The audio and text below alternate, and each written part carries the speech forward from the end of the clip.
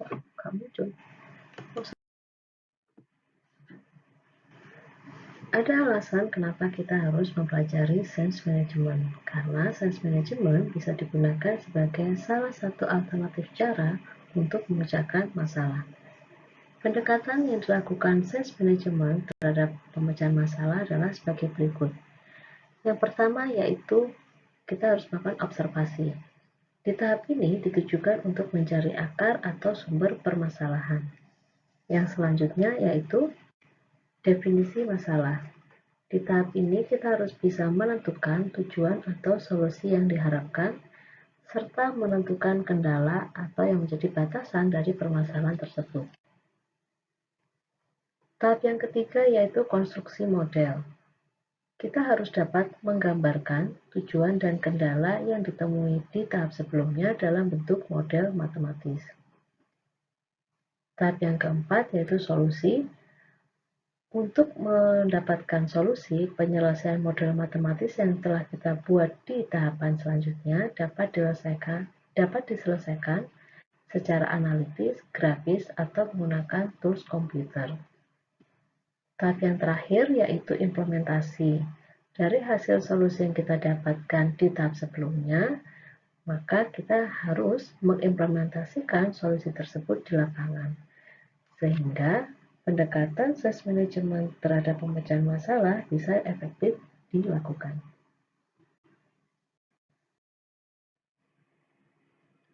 Berikut adalah teknik pemodelan Sense Management yang bisa digunakan sebagai salah satu alternatif solusi pemecahan masalah yang disesuaikan dengan karakter permasalahan itu tersendiri. Pertama ada pemrograman matematis linear. Yang kedua adalah model pemrograman non-linear. Yang ketiga menggunakan teknik probabilistik. Yang keempat teknik jaringan. Yang kelima teknik pengambilan keputusan atau decision analysis, simulasi dan pemodelan, teknik peramalan, hingga yang terakhir yaitu manajemen persediaan. Dalam satu semester ke depan, kita akan menggunakan teknik pemodelan Sense Management tersebut di atas dengan menggunakan bantuan tools komputer yaitu software POM-QM.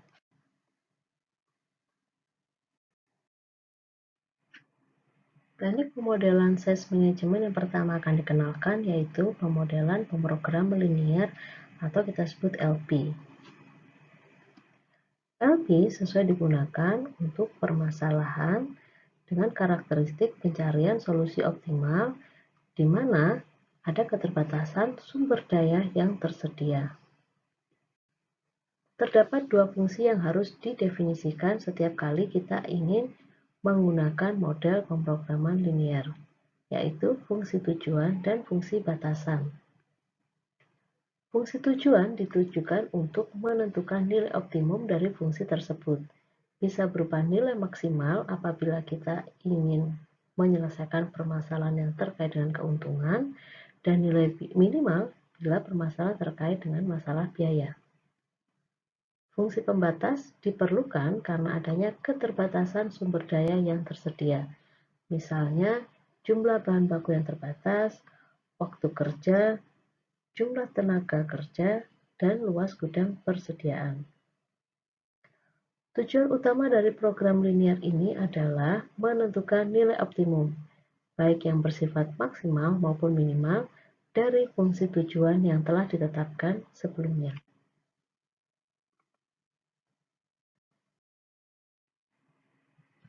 Apabila kita ingin mencari solusi permasalahan dengan menggunakan model pemrograman linear, langkah-langkah yang harus dilakukan adalah sebagai berikut. Yang pertama yaitu mendefinisikan variabel keputusan, yang kedua mendefinisikan fungsi tujuan, dan yang terakhir yaitu mendefinisikan fungsi kendala.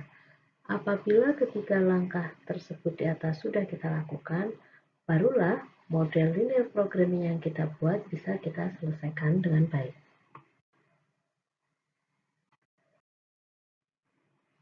Untuk lebih memahami pencarian solusi dengan menggunakan model matematis pemrograman linear, kita akan menggunakan contoh soal yang ada di buku Science Management edisi 11, karangan dari Bernard Retailer, halaman 124. Di situ disebutkan contoh kasus pencarian solusi optimum dengan cara memaksimalkan laba. Sehingga kita harus mengetahui berapa losing dari masing-masing produk yang harus diproduksi sehingga laba yang diperoleh perusahaan bisa menjadi maksimal. Ada 4 jenis produk yang diproduksi oleh perusahaan tersebut. Dalam hal ini, masing-masing produk dinotasikan dengan variabel X. X1, X2, X3, dan X4.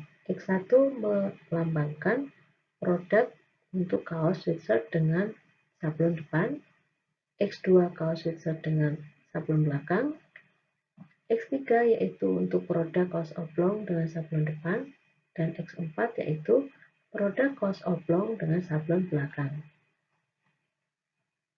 Tiap-tiap produk memiliki keterbatasan, yaitu waktu pemrosesan tiap lusin, biaya per lusin, dan laba per lusin yang disajikan dalam tabel di samping berikut ini.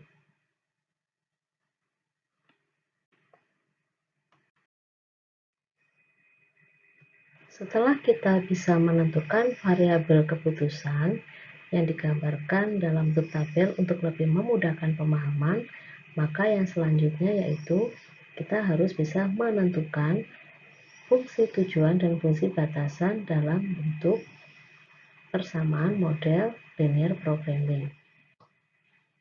Di sini sudah ditentukan fungsi tujuannya dinotasikan dengan variabel Z, di mana yang dicari adalah memaksimalkan nilai Z sama dengan 90x1 ditambah 125x2 ditambah 45x3 ditambah 65x4.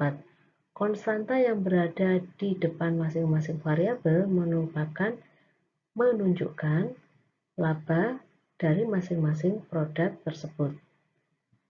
Fungsi kendalanya terdiri dari 4, mulai dari 0,1x1 ditambah 0,25x2 ditambah 0,08x3 ditambah 0,21x4 harus kurang dari sama dengan 72.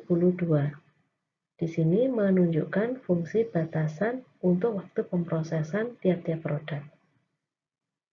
Fungsi batasan kedua yaitu 3x1 ditambah 3x2 ditambah x3 ditambah x4 kurang dari sama dengan 1200. Karena pada contoh kasus ditunjukkan keterbatasan truk untuk mengangkut kapasitas dari produk-produk tersebut. Fungsi batasan yang ketiga yaitu 36x1 ditambah 48x2 ditambah 25x3 ditambah 35x4 harus kurang dari sama dengan 25.000. Ini untuk menunjukkan fungsi batasan biaya yang dibutuhkan masing-masing produk. Kemudian disebutkan juga bahwa X1 ditambah X2 harus kurang dari sama dengan 500. Sementara X3 ditambah X4 kurang dari sama dengan 500. Ini untuk menunjukkan keterbatasan kapasitas persediaan yang bisa disimpan oleh pabrik tersebut.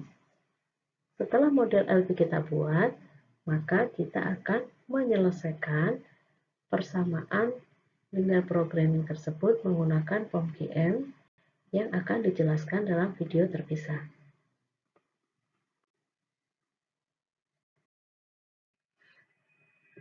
Dari penyelesaian menggunakan software POM-GM dengan menggunakan modul linear programming, didapatkan solusi optimal sebagai berikut. Perusahaan akan bisa mendapatkan laba maksimal apabila perusahaan tersebut memproduksi produk X1 sebanyak 175,56 lusin, produk X2 sebanyak 57,78 lusin, produk X3 sebanyak 500 lusin, dan tidak memproduksi X4 sama sekali. Apabila perusahaan melaksanakan ini, maka perusahaan akan bisa mendapatkan laba maksimal sebesar 45.000 $522,22 US dollar.